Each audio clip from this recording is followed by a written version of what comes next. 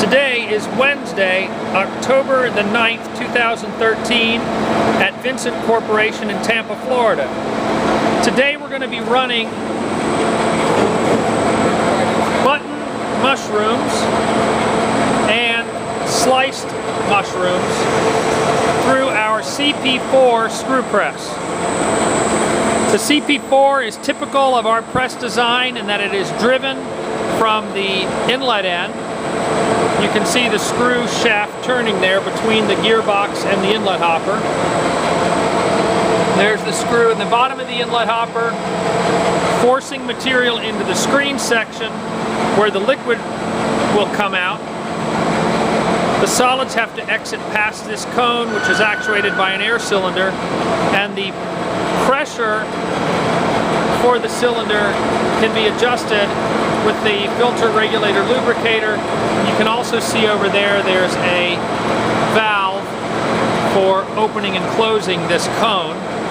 Right now we have 20 psi on the cylinder, which is a conservative number for a CP4, but it's done on purpose because in order to duplicate the results you would get with this small machine using a larger press, we need to leave some extra PSI available for the larger machine. In other words, you may need to run a larger machine at 30, 40, or 50 PSI to achieve what this one does at 20. What you see here is a piece that we're not going to be using. It is a steam header. Some products benefit from injecting steam through the resistor teeth, which are what stick down into the voids in the flighting of this screw. But we're not going to be using that today. It just so happens that this resistor bar, which is this angle piece here, that has the teeth on it that stick down into the screw flights, those teeth happen to be drilled for steam injection. But no steam will be added today. Fred is going to start feeding the button mushrooms in. There is, when it comes to determining yield, there is no need for us to weigh what's going into the screw press. We only need to weigh the components as they come out. We're going to try to feed it relatively fast because we're going to try to get an idea of throughput capacity also. But you can see there's no issues with pulling the mushrooms in. Once the screw starts to pack the screen full, you'll begin to see some liquid come out, and then after that, solids coming through the screen, past the cone. Here we have a tub to catch the press cake. We know the tare weight of that. And there's a clean pail to catch the press liquor. But as I was saying, we only weigh the components after they come out. That's because anything that's lost inside the screen of the press is presumed to have the same split as what came out, the same percent split of liquid to solids. Nothing past the cone yet, but as you see, good amount of liquid through the screen. It'll be collected in this pail so that we can get a sample, and I can take some close-up video of that for you. I've already saved some of the sliced and whole mushrooms for the purposes of moisture testing. We'll do an analysis of as-received moisture versus press cake. An idea of how it's going in the hopper there. It seems to be pulling them in okay.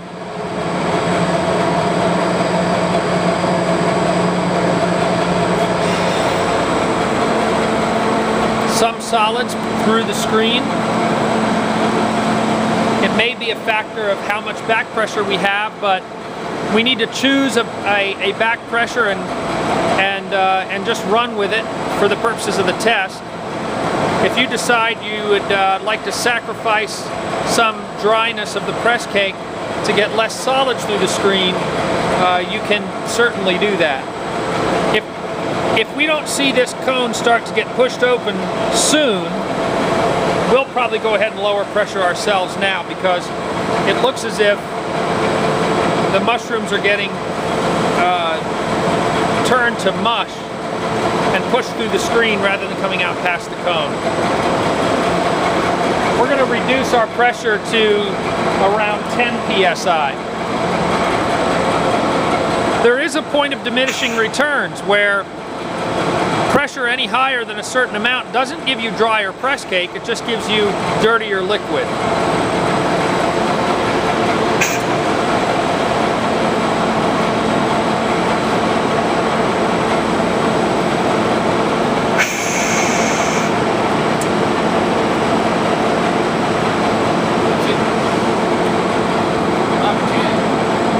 Well, that's at 10 psi, and we're having to coax the press cake out. Yeah, that's not really that good there. Less? Yeah, we need to go to just a minimal pressure apparently.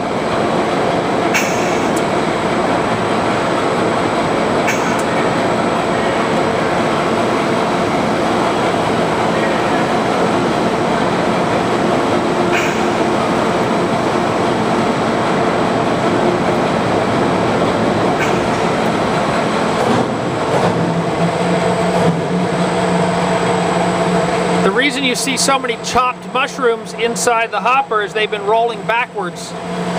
They get chopped when they get caught between the screw flight and this vertical plate here. And they're rolling backwards because there was nowhere for them to go prior to us making press cake. So what did we settle on with regard to pressure, Bill? Well, I went down and got it. It started flowing, and I went just about a quarter turn back up. So that's probably around 10. probably close to 10 psi.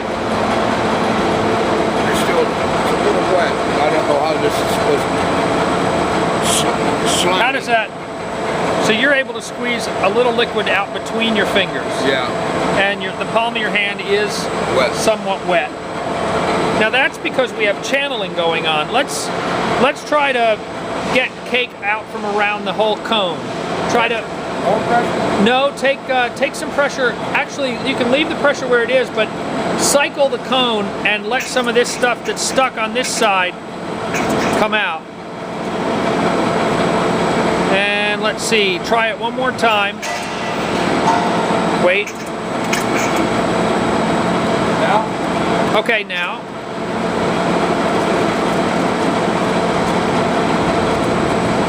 Okay, now we're starting to see press cake move around the entire circumference of the cone. That's helpful.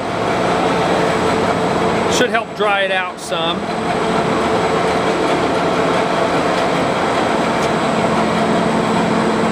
It's looking like some cleaner liquid now rather than that. In fact, the cleaner liquid seems to be washing some of that those solids off the outside of the screen. So this is more manageable here. There's an idea of the flow of press liquor.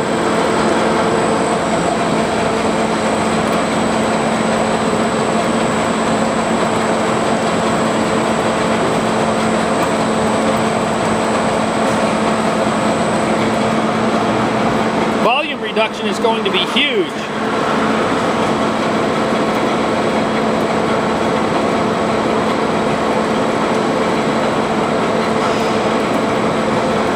This looks manageable now.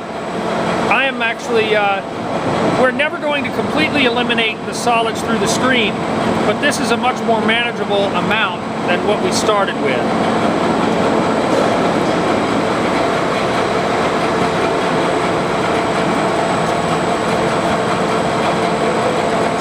We have channeling going on again.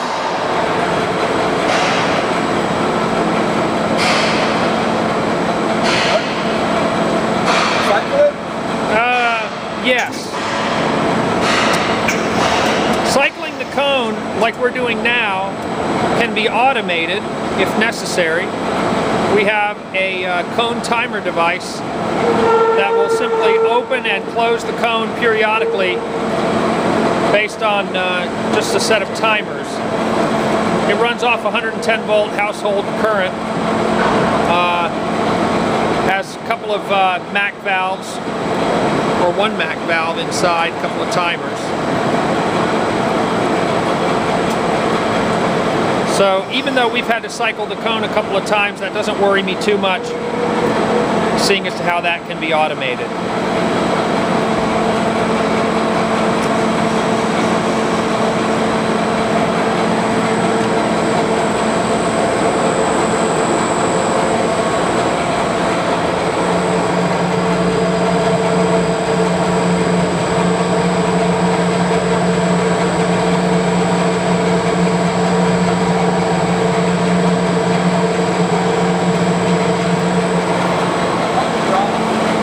That more liquid can be squeezed out of the press cake by hand.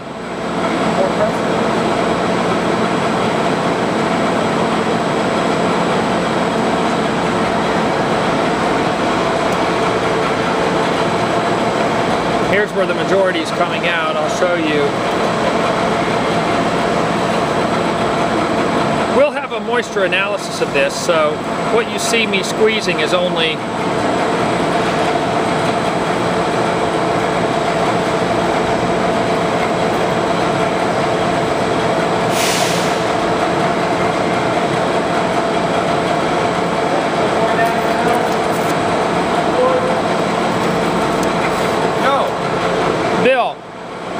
try cycling the cone again.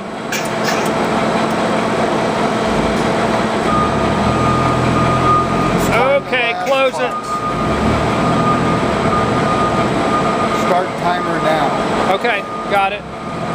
11:47 is when we started feeding the last box, which is 10 pounds.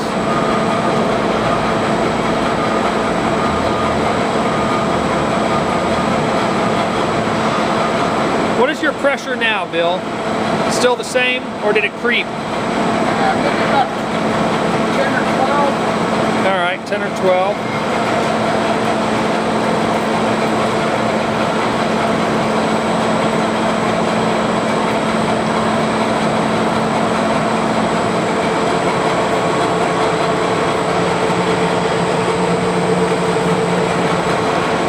Let's see what that looks like when you squeeze, Bill. Definitely more liquid. It's going to We will have made a significant change in the weight and moisture content, I'm sure, but somehow if we try to up the pressure to eliminate that last bit of moisture remaining in the cake, it gets to the point where it doesn't want to come out past the cone. It doesn't have enough body to force its way past the discharge cone.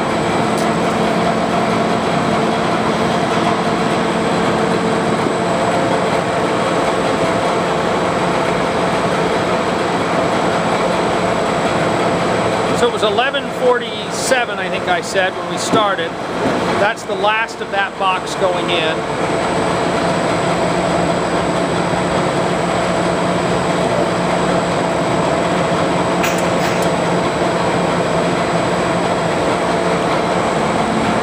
The cone timer and cycling the cone, it's set up so that you don't purge all of the dry material out of the press.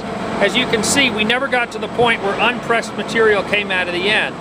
We just let some of the collected mushroom press cake come out so that we could free up movement of the material. And see, now we have some moving over here on this side, which is a good sign. Where it was reluctant to come out before, it's now starting to come out. So, cycling the cone.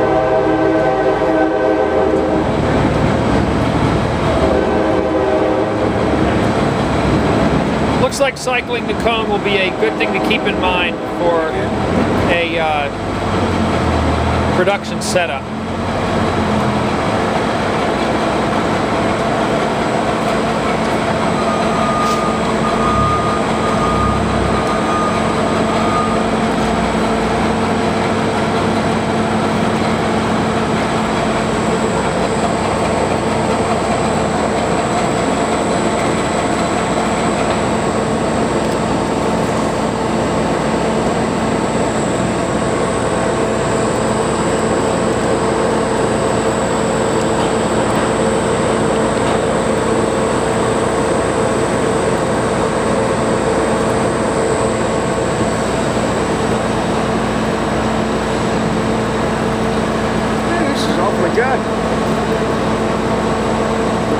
75% by weight. How does press liquor? Yeah, it's the numbers will certainly tell the tale.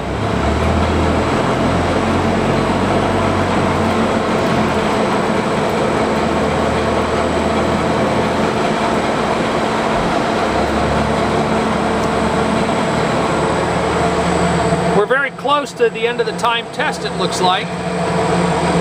Yep.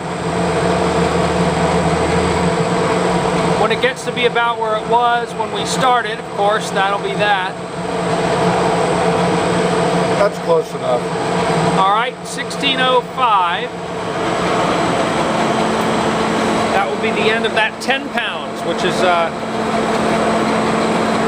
the box that we fed in. A pound a minute.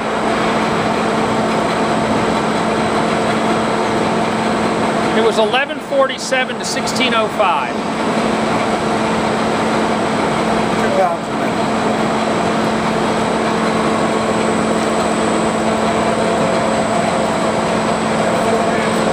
All right, so we're going to let this clear. When the press cake stops coming out, that indicates that the test will be over, at which point we'll weigh the two components and determine a yield. We'll also get samples of the press cake and press liquor so that we can give you a total solids for both of those. At this point, I'm going to stop filming so I can do some of the other work I need to do, and we'll pick back up just prior to starting the sliced mushrooms.